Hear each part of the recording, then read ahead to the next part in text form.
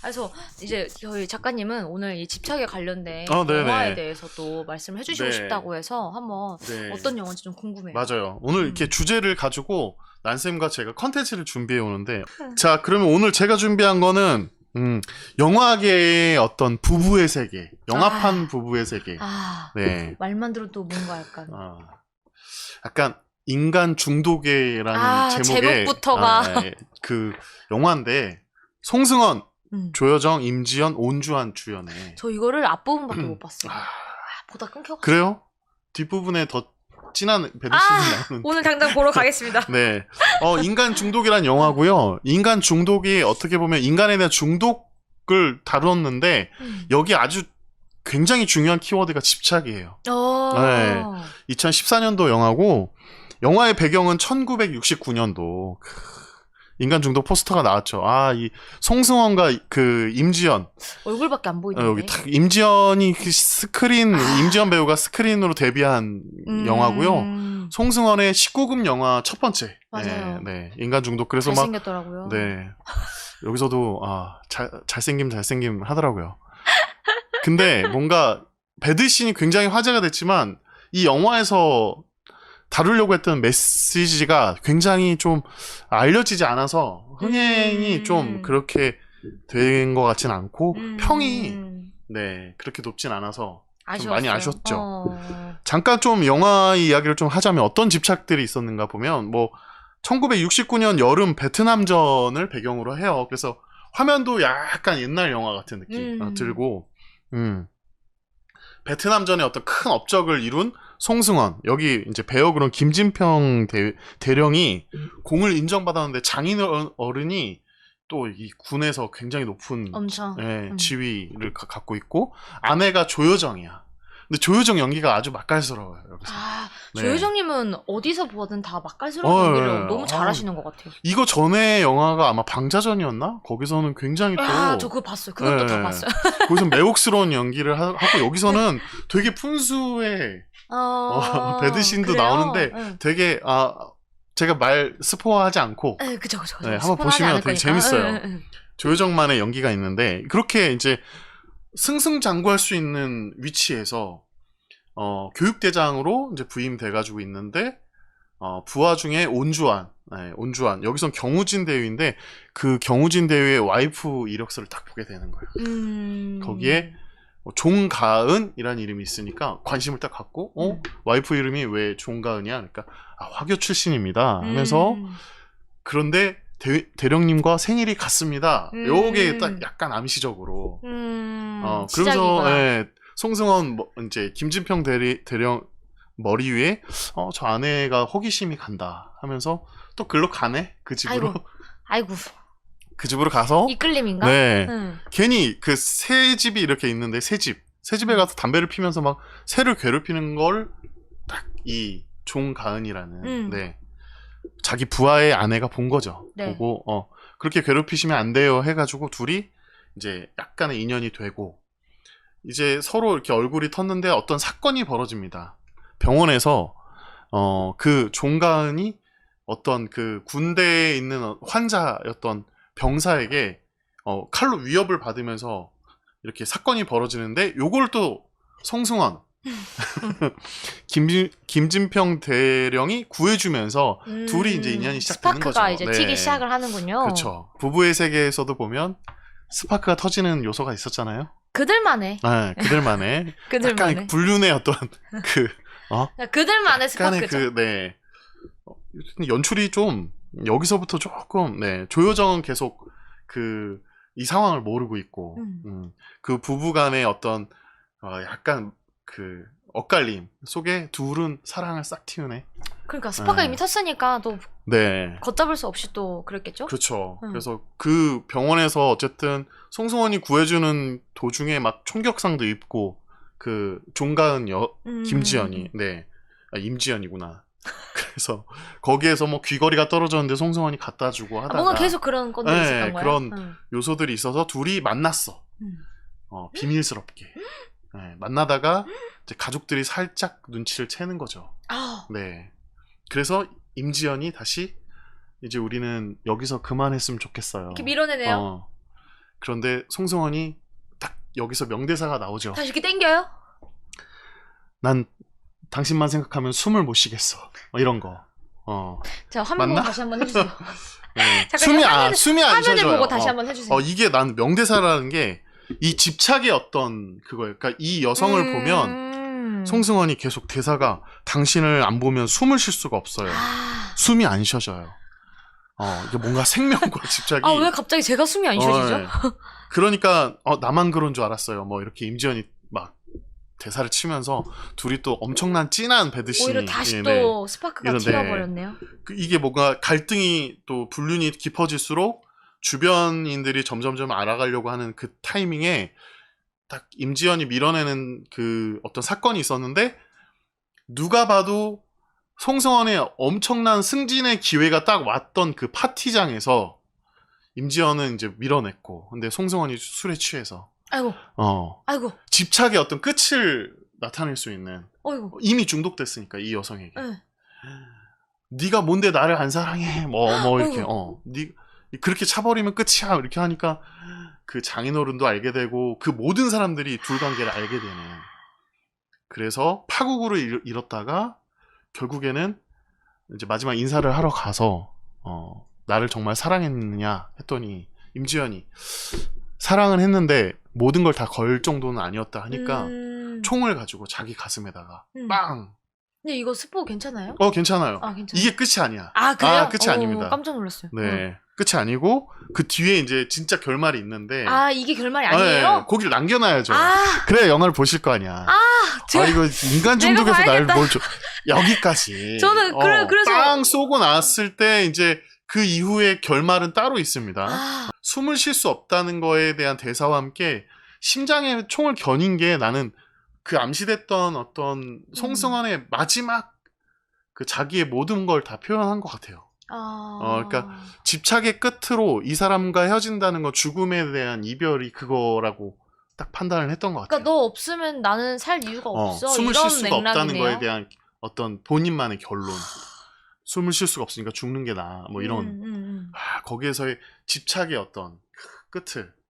그리고 그 뒤로 이어지는 결말은 영화에서 직접 보시기 To be 바랍니다. continue. 네, to be continue. 자, 여기까지가 인간 중독의 어떤 전체적인 신호비인데 보신 분들은 아마 기억도 나실 거예요. 막 둘이 막 그런 네, 해변에서 또는 차에서 배드신도 되게 유명했고 근데 약간 알 수 없는 임지연의 그 행동이라고 해야 되나? 그런 게 있었어요? 뭐 송승헌은 미친 듯이 빠져드는데 약간씩 밀당은 아니고 이렇게 밀어내는 근데 계속 싸우지 않았을까요? 현실과 내 마음과? 그런 것들이 끌리긴 나오죠. 하지만 끌렸다가는 어떻게 네. 될지를 더 현실적인 자각을 하고 맞아요, 있었을 맞아요. 뿐 아닐까요? 그러니까 그 영화에서는 그 배경에 온주한 그러니까 남편의 엄마가 나를 거둬들인 거야. 어렸을 때부터. 그래서 시어머니 겸 양어머니였던 그 그쵸. 기억들로 그러면 더. 살아가면서 그 현실을 계속 줄다리기 하면서 정말 사랑한다고 얘기하고 그게 약간 줄타기가 계속 근데 아마 있었겠죠. 영화 말미에 좀 임지연이 이해 안 간다라는 그런 평이 되게 많았었어요. 그래요? 네. 근데 어쨌든 완전히 치닫는 어떤 한 인간의 집착을 딱 제대로 보여준 영화였죠. 중독이라는 표현도 있지만 난 집착이라는 표현이 더 좋았던 것 같아요. 집착 같아요. 중독 같고. 근데 이걸 사랑으로 포장할 수는 없을 것 같아요. 그걸 뭐랄까 상대방은 되게 무섭지 않아요? 그렇게 가면? 그러니까 헤어지자 이러는데. 막 자기를 자해하거나. 난 너 없으면 안 될 것 같아. 숨을 그러니까 못 이게 쉴 진짜 것 같아. 무섭지 않아? 이게 진짜 영화니까 가능한 거고 이야기인 거고. 영화적 요소가 있는데 현실이라면은 경찰서에 신고를 이제 이 사람 이상해요 이러면서 이제 신고를 하러 가는 거죠. 저도 이제 이 집착에 관련해서 이제 제가 영화를 하나 이제 가지고 왔는데 저는 이제 사랑이 아닌 연인 간의 집착이 아닌 그 향기에 집착을 했던 냄새에 집착을 했었던 이거 굉장히 유명한 영화라 되게 많은 분들이 보셨을 것 같아요. 그래서 이거는 이제 향수 영화 향수. 네, 그래서 영화 향수. 이 책을 이게 책으로도 있었던 되게 유명했죠. 네, 이 책을 베스트셀러에 기반으로 올라왔던 책. 이제 영화가 된 거였는데 네네. 그래서 이 영화를 제가 간단하게만 조금 줄거리를 설명을 해드리면 이 남자 주인공이 이제 18세기 파리가 배경이고요. 맞아요. 이 사람이 태어날 때부터 굉장히 죽을 위기에 처했다가 태어납니다. 근데 이 사람이 태어난 곳 자체가 빈민촌이었고 냄새가 굉장히 심했던 곳이었어요. 그래서 이 아이가 힘들게 태어나서 이제 그러니까 태어날 때부터 악취에 그쵸. 악취에 놓였던 악취에 놓여져 있던 이 친구가 자라나는데 이 삶이 절대 녹록지 않았던 그래서 이 친구가 처음에 이제 고아원에 맡겨지게 되고 그러면서 점점 자라나다가 깨달은 게 있는데 이 친구는 냄새를 정말 잘 맡는 천부적인 네. 재능을 가진 주인공입니다. 그래서 이 사람이 이제 계속 이렇게 힘들게 살다가 어느 날 심부름을 가게 돼요. 도시로. 그 시내로 심부름을 가서 이 사람은 깜짝 놀란 거예요. 왜? 그전에는 그냥 거의 항상 악취에 시달렸고 거의 맡아봤자 뭐 이 주변에 있는 산, 뭐 풀, 나무, 돌 이런 냄새였다가 그곳에 딱 가자마자 정말 빵 냄새 맡아보지 못한 사람들 너무나 냄새 큰 도시의 냄새 거기에서 나도 모르게 이끌려서 간 곳이 처음에 향수 가게였던 향수 가게. 근데 향수 가게에서 향을 맡다가 이 향수 향보다도 더 강한 이끌림을 받은 게 딱 여자 향이었습니다. 빨간 머리를 한 그러니까 이 극 중에서 이 사람이 빨간 머리 여성을 더 좋아하는 건지 모르겠는데 또 유달리 꽂히는 여성들이 빨간 머리가 대부분이 많더라고요. 뭔가 포인트가 있었던 것 같아요. 네. 그래서 향과도 그 사람을 관련이 있고 이제 따라가죠. 따라가서 이 사람이 그 향기를 맡으려고 몰래 따라가다가 실수로 우연치 않게 이 여성을 죽이게 됩니다. 이 여성이 너무 깜짝 놀라서 소리를 지르니까 다른 사람들이 올까봐 두려워서 입을 막았는데 그 사이에 이 여성이 죽게 돼요. 그쵸. 근데 여기서 충동적인 살인이 일어난 거죠. 그쵸. 근데 이 여성이 죽고 나서 이 남자는 좌절합니다. 왜? 이 여성이 죽어서 좌절한 게 아니라 자기가 맡았던 향이 나지 않아서예요. 그 장면 떠오른다. 그쵸. 계속 뭔가 달라진 거에 막. 그래서 이 사람 저는 여기서부터 와 이분 연기 진짜 너무 잘한다. 맞아. 이 광적인 연기를 소름이었어. 막 소름이 돋기 시작을 합니다. 그래서 그러고 나서부터 이 주인공이 이 향기에 더 집착을 하게 되는 일들이 생겨요. 그러면서 향수 가게에 다른 조금 전성기를 누렸었지만 주춤하는 향수 가게에 찾아가서 저 여기서 일하게 해주십시오. 지금 가장 유행하는 향수를 제가 만들어줄 수 있습니다. 라는 걸로 어필을 해서 여기서 일을 다시 시작을 하게 돼요. 근데 이 사람이 지속적으로 이제 계속 거기서 일을 하면서 또 다른 곳으로 더욱더 좋은 향기를 만들기 위해 찾아나가는데 그 과정이 뭐냐면 살아있는 생명체를 향수를 만들고 싶어 합니다. 그러다 보니까 거기서 계속 배우죠. 그쵸. 근데 어떤 페로몬 향의 어떤 기본적인 것 같아. 근데 이 사람이 이제 이 사람한테는 살아있는 사람의 향수로 만들 수 없다라는 걸 깨닫고 더욱더 더 배우려고 다른 곳으로까지 그라스라는 곳으로까지 가게 됩니다. 근데 여기를 가는 동안에 이 사람이 엄청난 걸 깨달아요. 왜냐면 본인한테는 냄새가 없는 거예요. 본인한테는 냄새가 없는 걸 깨달으면서 그 부분이 있었군요. 원래는 그냥 생명체의 향수를 만들렸던 게 목표였으나 본인에게 냄새가 없는 걸 딱 깨닫는 순간부터 내가 이 세계에서 가장 좋은 향수를 만들어서 권력을 손에 쥐겠다 라는 새로운 목표를 가지고 그곳으로 갑니다. 맞아. 굉장히 급진적으로 변화된 거죠. 그쵸. 근데 이제 거기서부터는 정말 낮에는 그 새로운 간 곳에서 낮에는 향수 만드는 일을 하고 저녁에는 여성들을 살해해서 그 살인한 여성들로 향수를 만들기로 시작을 하는 그런 내용입니다. 거기부터 되게 영화가 장르가 약간 바뀌는 듯한 느낌이에요. 저는 오늘 여기까지만. 네, 여기까지만 소개하나요? 네. 뒤에 좀만 더.